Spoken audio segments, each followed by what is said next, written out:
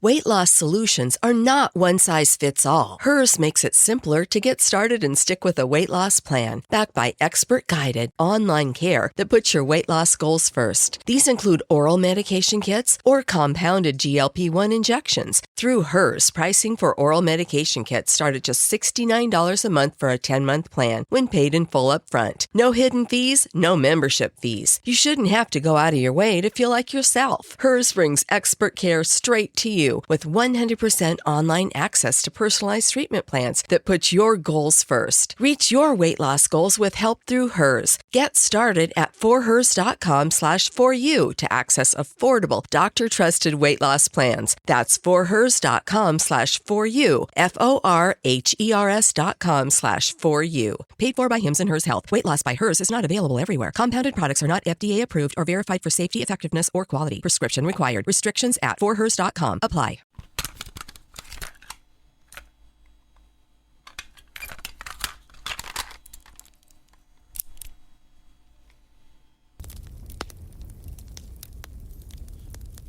Amanece en lo más alto del Pirineo catalán, donde el aire es más ligero y frío, y las noches caen con un silencio ensordecedor. Es verano de 1995. Y nos encontramos en Tor, un municipio al que da nombre una leyenda ancestral que dice que el rey Thor tocó con su espada aquel cerro indomable, marcándolo para siempre. Una chimenea humeante, una montaña que hace de frontera con Andorra y Francia, 13 casas, 3 asesinatos y un secreto que todavía hoy nadie ha logrado descifrar.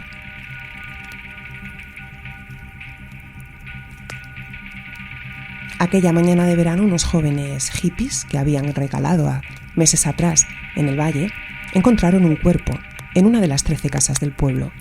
Una casa destartalada, aislada, fría. El cadáver de un hombre yacía en el suelo de la pequeña cocina, con un cable alrededor del cuello. Había sido aparentemente arrastrado desde el patio hasta el interior de la casa.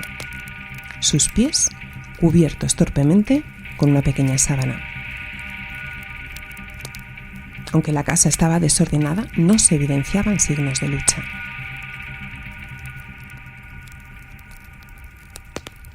Solo se vislumbraba el rastro de arrastre en el suelo.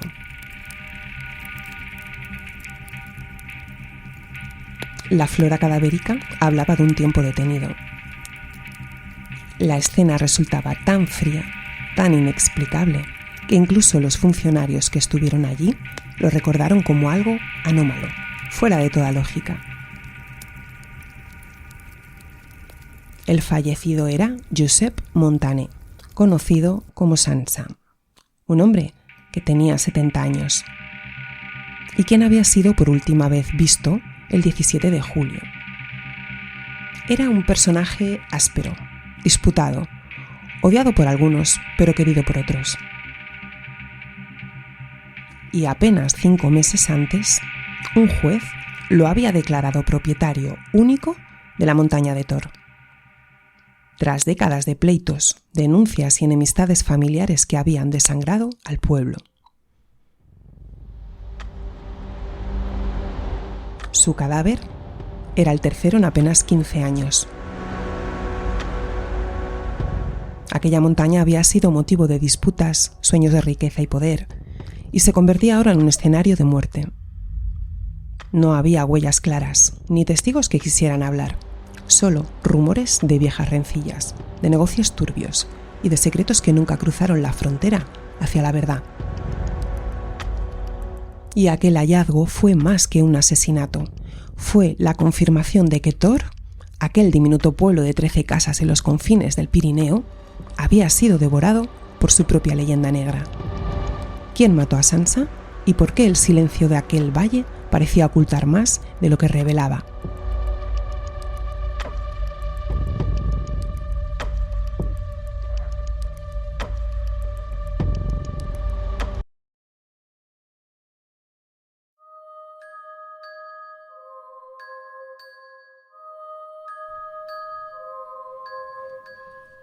Atención delirantes, lo que vais a escuchar no es ficción, aunque quizás desearás que lo sea. Soy Macarena Naranjo Agraz y aquí, en Crónica Delirio, exploramos los misterios reales que la historia intenta olvidar. Desapariciones sin rastro, crímenes imposibles, sectas ocultas y delirios humanos que dejaron huella. Ponte cómodo, pero no demasiado. Comenzamos.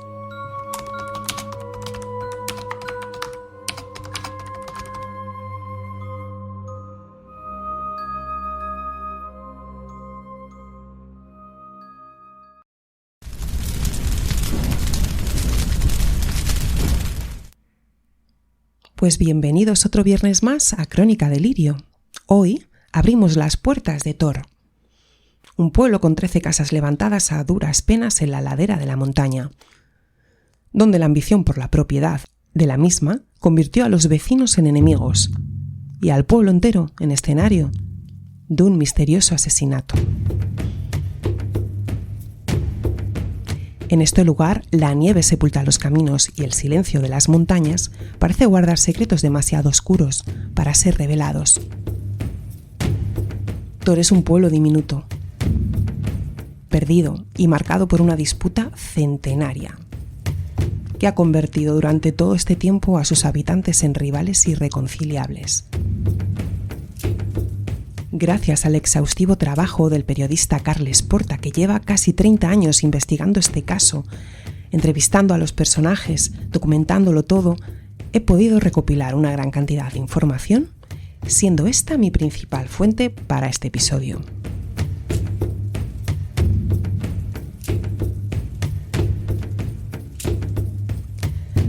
Pero este también es la radiografía de cómo la codicia puede arraigar en el corazón humano hasta transformarse en violencia. Y este no va a ser solo un relato de una lucha por la propiedad de una montaña, sino también la radiografía de cómo la codicia puede arraigar en el corazón humano hasta transformarse en violencia. Un espejo que refleja lo que ocurre cuando los intereses económicos y las rencillas heredadas se mezclan con comunidades pequeñas, frágiles, sometidas al aislamiento, incluso al abandono institucional.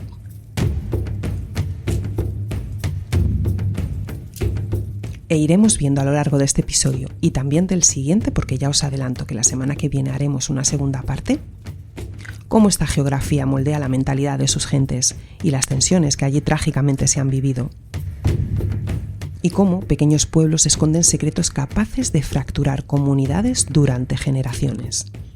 Ambición, traición, venganza. Esta es la crónica de un delirio, en concreto de un crimen sin resolver. Y recuerda, si te gusta mi trabajo, suscríbete en tu plataforma favorita de audio y dale a la campanita para poder acompañarme cada viernes en un nuevo misterio. Abrígate, que comienza el delirio en alta montaña.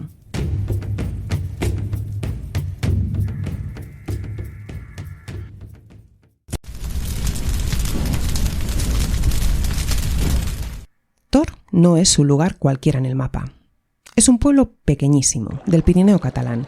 Está escondido en el extremo noroeste del Pallars Sobirà. Allí donde el Val Ferrera se vuelve más agreste y silencioso. Apenas unas casas, encajadas en la confluencia del río de la Rabassa y el barranco de Valpeguera, rodeadas por picos que superan los 2.800 metros de altura y que actúan como una muralla natural entre Cataluña y los valles de Andorra. Tor es uno de los pueblos situados a mayor altitud de toda España. Llegar hasta aquí nunca ha sido fácil. El único acceso es una pista de montaña que parte de Alins. 12 kilómetros de curvas estrechas y terreno abrupto, que hasta no hace mucho terminaba en el propio pueblo de Tor. Hoy, el camino continúa hacia el puerto de Cabús, el paso que lleva a Andorra. Aunque los últimos tramos siguen siendo traicioneros, sobre todo en invierno, cuando la nieve y la humedad convierten el trayecto en una aventura reservada a los más persistentes. Las calles de Tor son estrechas y empedradas, y parecían más un eco del pasado que un espacio vivo del presente.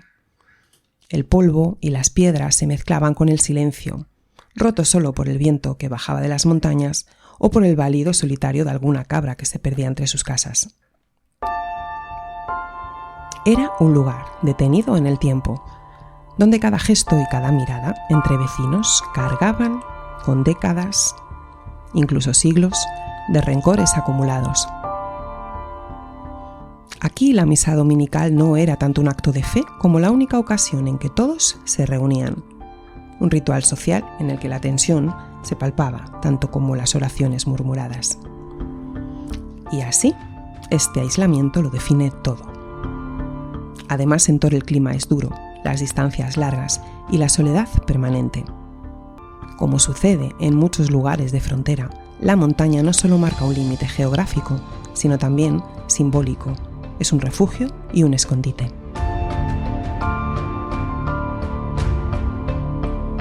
La montaña de Tor se erige majestuosa, cubierta de bosques espesos de pinos, abetos, con nieve en gran parte del año.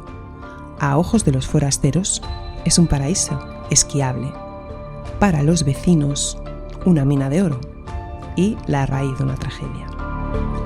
En este clima enrarecido, donde la convivencia se sostenía a duras penas, empezó a gestarse el verdadero conflicto: la lucha por la propiedad de la montaña de Tor.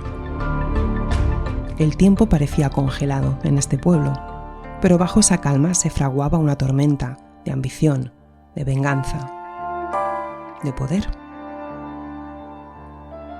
Comprenderéis que en un entorno tan cerrado, cada pedazo de tierra y cada piedra cobran un valor casi sagrado. Y el aislamiento no solo ha moldeado el carácter de sus habitantes, recios, desconfiados, sino también las tensiones que los han enfrentado durante tantas generaciones. Y esa montaña, la montaña de Tor, más que un simple paisaje, se convirtió en la obsesión y la maldición de quienes disputaron durante más de un siglo.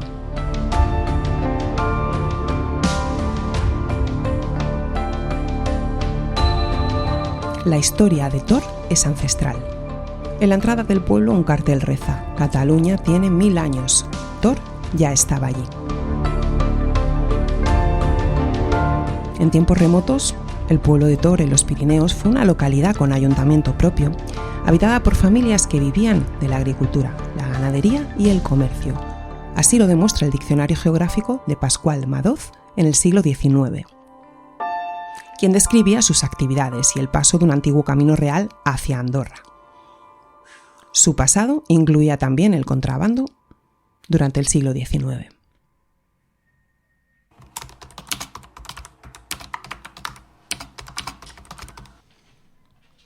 Pero presentemos a los protagonistas antes de seguir con esta historia.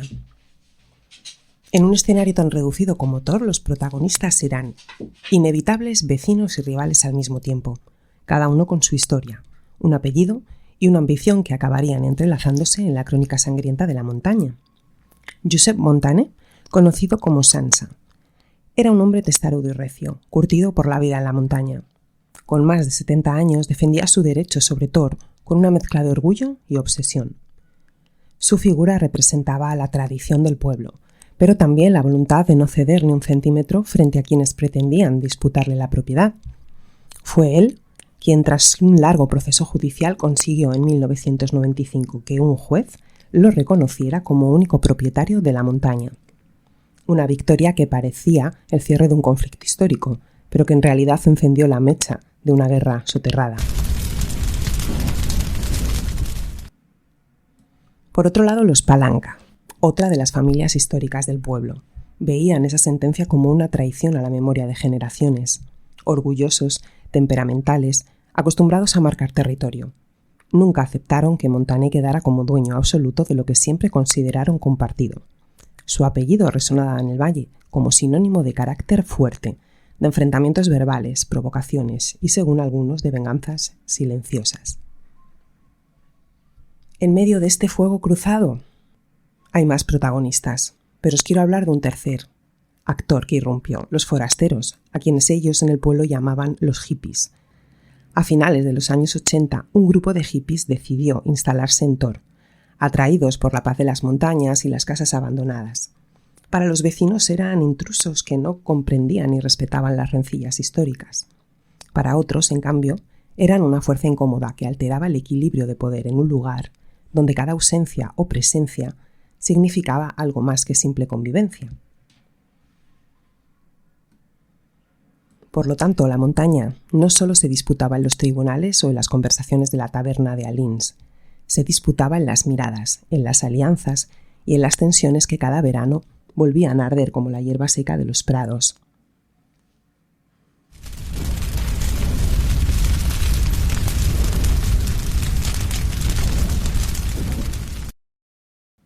Analicemos el germen de la tragedia de Thor, porque no nació en los años 90 cuando encuentran al protagonista de nuestra historia, muerto, ni siquiera con las rencillas entre Sansa y Palanca. Su raíz se remonta a finales del siglo XIX, cuando la supervivencia en aquellas montañas exigía pactos de hierro. En 1896, ante la amenaza de perder su territorio por una nueva ley que ponía en riesgo los derechos comunales, los vecinos de Thor sellaron un acuerdo inusual, la Sociedad de Condueños de la Montaña de Thor. 13 familias pactaron en los estatutos mantener la montaña como propiedad compartida, bajo una condición que rozaba lo ritual. En cada casa debía arder siempre fuego.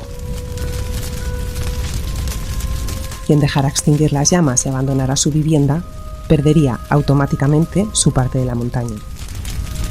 Era una manera de proteger la tierra, pero también, con el tiempo, fue una condena.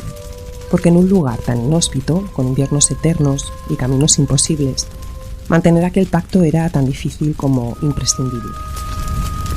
Y las tensiones empezaron pronto. Con el paso de los años, el aislamiento se convirtió en una losa. Hasta los años 40, recién terminada la guerra civil, llegar a Thor era una odisea. Apenas un sendero peligroso lo conectaba con Alins, a 12 kilómetros valle abajo. Para abrir un acceso más seguro, los vecinos negociaron con el ayuntamiento permitir la explotación de los bosques vírgenes a cambio de un camino que facilitara la entrada al pueblo. Fue entonces cuando empezaron a circular camiones cargados de madera. Pero también los primeros reproches. Algunos acusaban a otros de aprovecharse más de lo debido. Y con esas tensiones apareció la primera gran fisura. Los Palanca fueron señalados por no habitar Thor durante todo el año, incumpliendo así el Pacto del Fuego. La discusión no fue menor. De aquel enfrentamiento entre los jóvenes de las casas Sansa y Palanca nació un odio que ya nunca se disolvería. El conflicto, sin embargo, no quedó en la esfera local. El 19 de octubre de 1944, en plena posguerra, España vivía ya en la dictadura, pero al otro lado de la frontera, exiliados republicanos envalentonados tras la liberación de París, planearon la Operación Reconquista, una incursión armada para derrocar a Franco. Los maquis, los guerrilleros antifascistas, cruzaron por el Valle de Arán y también por Thor, donde la Guardia Civil esperaba ya una posible invasión. Esa madrugada Thor se convirtió en campo de batalla. 200 maquis se enfrentaron a 22 guardias civiles atrincherados en la casa Sansa, la más grande del pueblo. El intercambio fue feroz. Los guerrilleros incendiaron varias viviendas para expulsar a la Guardia Civil. Y aunque solo murió un maqui en el fuego cruzado, las llamas dejaron un rastro devastador.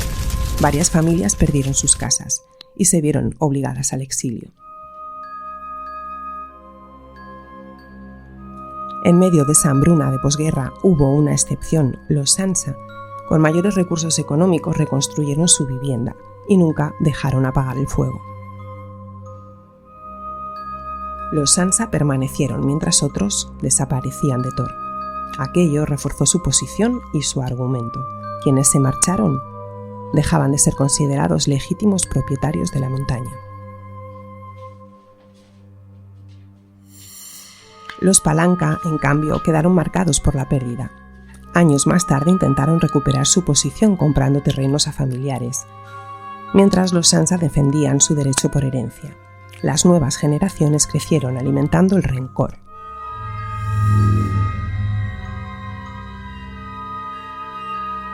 En los años 70, el odio entre ambas familias era ya un legado inquebrantable. El ganado, las tierras, cualquier excusa servía para provocar y reavivar la disputa. El conflicto de Thor ya no era solo legal o económico, era visceral, hereditario, y con cada década se hacía más venenoso. Una enemistad incubada en 1896 que, como el fuego perpetuo de las chimeneas, parecía imposible de apagar. Y en todo este ambiente de tensión y resquemor se comienzan a fraguar los 3 crímenes.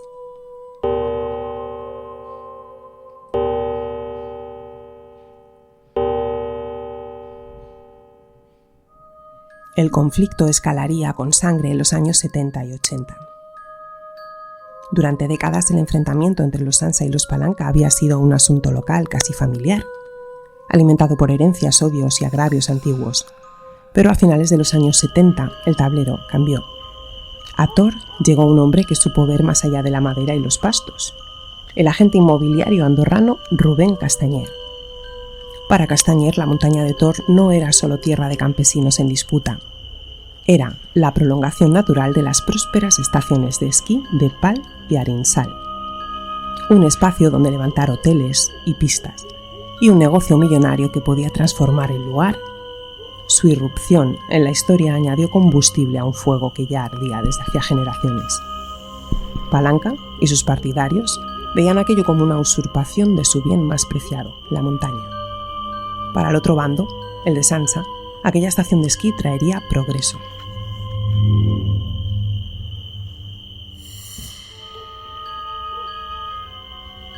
Las tensiones alcanzaron su punto más peligroso en torno a la construcción del camino que unía Thor con Andor.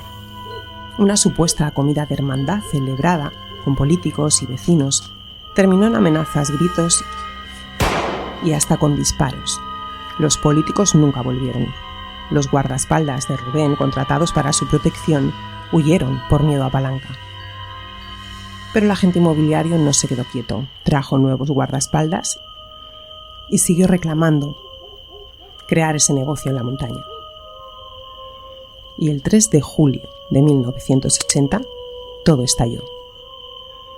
Aquel día, en medio de la tensión insoportable, los hombres de Rubén, Ramón Miró y Dionisio Rodrigo, se cruzaron con 2 jóvenes trabajadores que estaban con Palanca. Empleados suyos en labores del bosque eran Miguel Aguilar y Pedro Liñán. Lo que debía ser un encontronazo más terminó en tragedia. Según testigos, el saludo fue directamente un golpe en la cabeza a Palanca, quien cayó a una zanja y escuchó un disparo. Según su testimonio, él salió corriendo mientras oía detrás las voces de alguien que gritaba: «Se escapa ese hijo de puta de Palanca, se escapa». Palabras que aseguran pronunció el propio Rubén Castañer. Los vecinos oyeron más disparos. Los 2 mozos de Palanca quedaron tendidos en el suelo, muertos.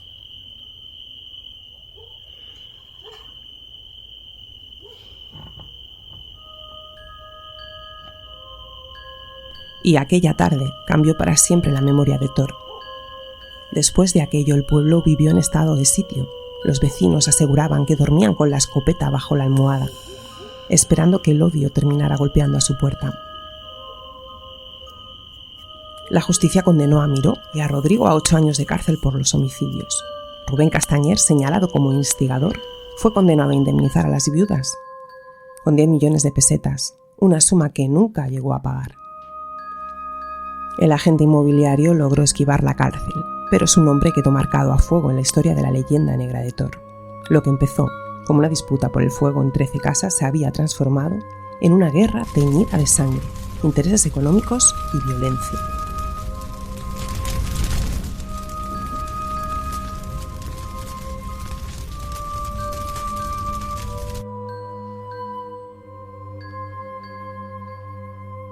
En Thor nada era simple. No era solo una cuestión de tierras ni de piedras clavadas en la montaña. Era una cuestión de fuego. Desde 1896, aquel pacto ancestral dictaba que mientras en cada casa ardiera una llama, el derecho sobre la montaña sobreviviría. Y durante décadas, pese al hambre, la guerra y la violencia, hubo familias que jamás dejaron que las brasas se apagaran.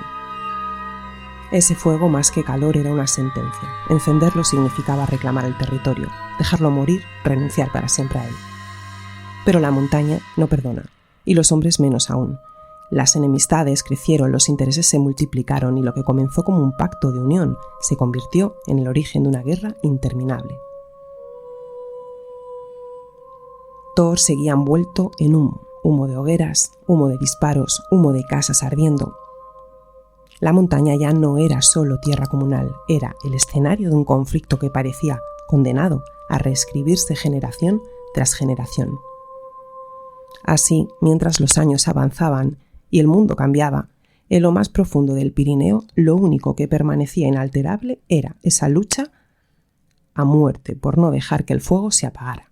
3 muertos, 13 casas y un misterioso crimen sin resolver. ¿Qué ocurrió en Thor? ¿Qué oscuros intereses se escondían tras un crimen que todavía hoy permanece sin resolver? ¿Quién mató a Sansa?